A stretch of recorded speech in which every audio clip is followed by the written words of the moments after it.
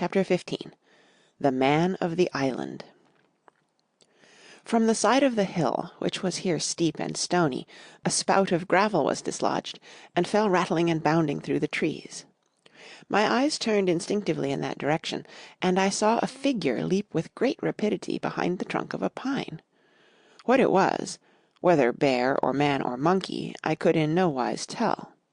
It seemed dark and shaggy, more I knew not, but the terror of this new apparition brought me to a stand. I was now, it seemed, cut off upon both sides. Behind me the murderers, before me this lurking nondescript. And immediately I began to prefer the dangers that I knew to those I knew not. Silver himself appeared less terrible in contrast with this creature of the woods, and I turned on my heel and, looking sharply behind me over my shoulder, began to retrace my steps in the direction of the boats.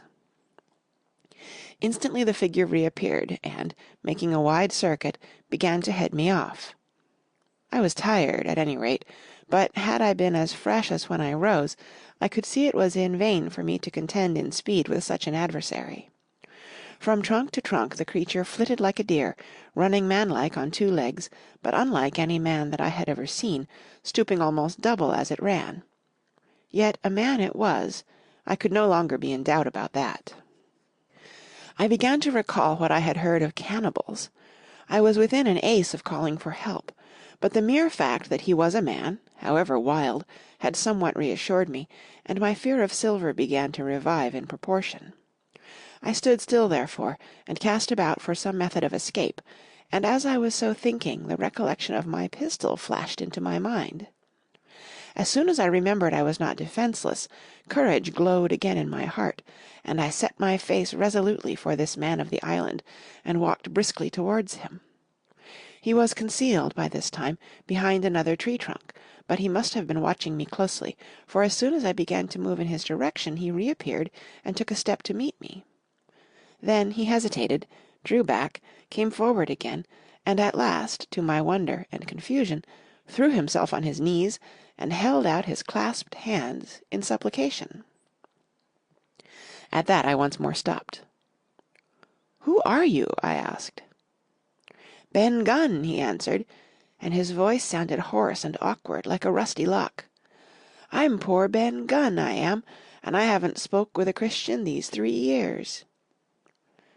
I could now see that he was a white man like myself, and that his features were even pleasing. His skin, wherever it was exposed, was burnt by the sun, even his lips were black, and his fair eyes looked quite startling in so dark a face. Of all the beggar men that I had seen or fancied, he was the chief for raggedness. He was clothed with tatters of old ship's canvas and old sea cloth, and this extraordinary patchwork was all held together by a system of the most various and incongruous fastenings, brass buttons, bits of stick, and loops of tarry gaskin. About his waist he wore an old brass-buckled leather belt, which was the one thing solid in his whole accoutrement. 3 years!" I cried. "Were you shipwrecked?" "Nay, mate," said he, "marooned." I had heard the word, and I knew it stood for a horrible kind of punishment, common enough among the buccaneers, in which the offender is put ashore with a little powder and shot, and left behind on some desolate and distant island. "Marooned 3 years agone," he continued, "and lived on goats since then, and berries and oysters. Wherever a man is, says I, a man can do for himself. But, mate, my heart is sore for Christian diet.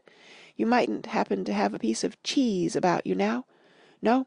Well, many's the long night I've dreamed of cheese, toasted mostly, and woke up again, and here I were."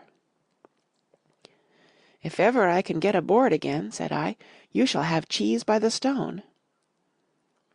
All this time he had been feeling the stuff of my jacket, smoothing my hands, looking at my boots, and generally, in the intervals of his speech, showing a childish pleasure in the presence of a fellow creature. But at my last words he perked up into a kind of startled slyness. "If ever you can get aboard again, says you," he repeated. "Why, now, who's to hinder you?" "Not you, I know," was my reply. "And right you was," he cried. "Now you, what do you call yourself, mate?" "Jim," I told him. "Jim, Jim," says he, quite pleased apparently. "Well now, Jim, I've lived that rough as you'd be ashamed to hear of. Now, for instance, you wouldn't think I had had a pious mother to look at me?" he asked. "Why, no, not in particular," I answered. "Ah, well," said he, "but I had, remarkable pious, and I was a civil, pious boy, and could rattle off my catechism that fast as you couldn't tell one word from another. And here's what it come to, Jim, and it begun with chuck farthin on the blessed gravestones. That's what it begun with, but it went further'n that, and so my mother told me, and predicted the whole, she did, the pious woman. But it were Providence that put me here. I've thought it all out in this here lonely island, and I'm back on piety. You don't catch me tasting Rome so much, but just a thimbleful for luck, of course, the first chance I have. I'm bound I'll be good, and I see the way to.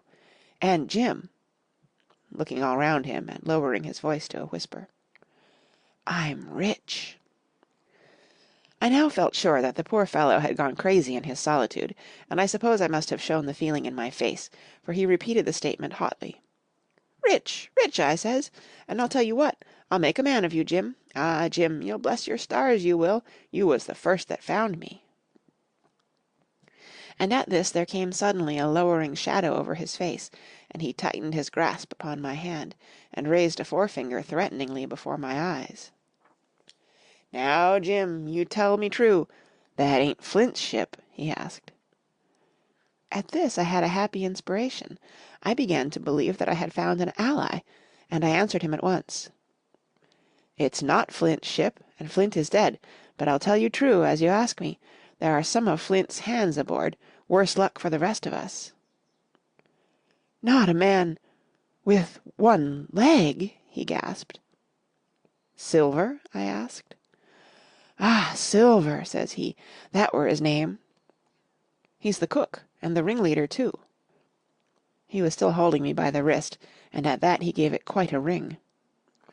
"If you was sent by Long John," he said, "I'm as good as pork, and I know it. But where was you, do you suppose?" I had made my mind up in a moment, and by way of answer told him the whole story of our voyage, and the predicament in which we found ourselves. He heard me with the keenest interest, and when I had done he patted me on the head. "You're a good lad, Jim," he said, "and you're all in a clove hitch, ain't you? Well, you just put your trust in Ben Gunn. Ben Gunn's the man to do it. Would you think it likely, now, that your squire would prove a liberal-minded one in case of help, him being in a clove hitch, as you remark?" I told him the squire was the most liberal of men. "Ay, but you see," returned Ben Gunn, "I didn't mean giving me a gate to keep, and a suit of livery clothes, and such. That's not my mark, Jim. What I mean is, would he be likely to come down to the tune of, say, £1,000, out of money that's as good as a man's own already?" "I'm sure he would," I said. "As it was, all hands were to share." "And a passage home?" he added, with a look of great shrewdness. "Why," I cried, "the squire's a gentleman, and besides, if we got rid of the others, we should want you to help work the vessel home." "Ah," said he, "so you would," and he seemed very much relieved. "Now I'll tell you what," he went on, "so much I'll tell you and no more. I were in Flint's ship when he buried the treasure, he and 6 along, 6 strong seamen. They were ashore nigh on a week, and us standing off and on in the old Walrus. One fine day up went the signal, and here come Flint by himself in a little boat, and his head done up in a blue scarf. The sun was getting up, and mortal white he looked about the cutwater, but there he was, you mind, and the 6 all dead, dead and buried. How he done it, not a man aboard us could make out. It was battle, murder, and sudden death, leastways, him against 6. Billy Bones was the mate. Long John, he was quartermaster, and they asked him where the treasure was. 'Ah,' says he, 'you can go ashore if you like, and stay,' he says, 'but as for the ship, she'll beat up for more, by thunder.' That's what he said. Well, I was in another ship 3 years back, and we sighted this island. 'Boys,' said I, 'here's Flint's treasure. Let's land and find it.' The captain was displeased at that, but my messmates were all of a mind, and landed. 12 days they looked for it, and every day they had the worse word for me, until one fine morning all hands went aboard. As for you, Benjamin Gunn, says they, here's a musket, they says, and a spade and a pickaxe. You can stay here and find Flint's money for yourself, they says. Well, Jim, 3 years have I been here, and not a bite of Christian diet from that day to this. But now, you look here, look at me. Do I look like a man before the mast? No, says you. Nor I weren't neither, I says. And with that he winked and pinched me hard. Just you mention them words to your squire, Jim, he went on. Nor he weren't neither. That's the words. 3 years he were the man of this island, light and dark, fair and rain, and sometimes he would, maybe, think upon a prayer, says you, and sometimes he would, maybe, think of his old mother, so be she's alive, you'll say, but the most part of Gunn's time, this is what you'll say, the most part of his time was took up with another matter, and then you'll give him a nip, like I do. And he pinched me again in the most confidential manner. Then, he continued, then you'll up and you'll say this. Gunn is a good man, you'll say, and he puts a precious sight more confidence, precious sight, mind that, in a gentleman born than in these gentlemen of fortune, having been one himself. Well, I said, I don't understand one word that you've been saying, but that's neither here nor there, for how am I to get on board? Ah, said he, that's the hitch for sure. Well, there's my boat that I made with my 2 hands. I keep her under the white rock. If the worst come to the worst, we might try that after dark. Hi! He broke out. What's that? For just then, although the sun had still an hour or 2 to run, all the echoes of the island awoke and bellowed to the thunder of a cannon. They have begun to fight, I cried. Follow me. And I began to run towards the anchorage, my terror all forgotten, while close at my side the marooned man in his goatskins trotted easily and lightly. Left, left, says he. Keep to your left hand, mate Jim. Under the trees with you. There's where I killed my first goat. They don't come down here now. They're all mast-headed on them mountings for the fear of Benjamin Gunn. Ah, and there's the Setimary. Cemetery, he must have meant. You see the mounds? I come here and prayed nows and thens, when I thought maybe a Sunday would be about due. It weren't quite a chapel, but it seemed more solemn like, and then, says you, Ben Gunn was short-handed. No chapling, nor so much as a Bible and a flag, you says. So he kept talking as I ran, neither expecting nor receiving any answer. The cannon shot was followed, after a considerable interval, by a volley of small arms. Another pause, and then, not a quarter of a mile in front of me, I beheld the Union Jack flutter in the air above a wood. End of chapter 15.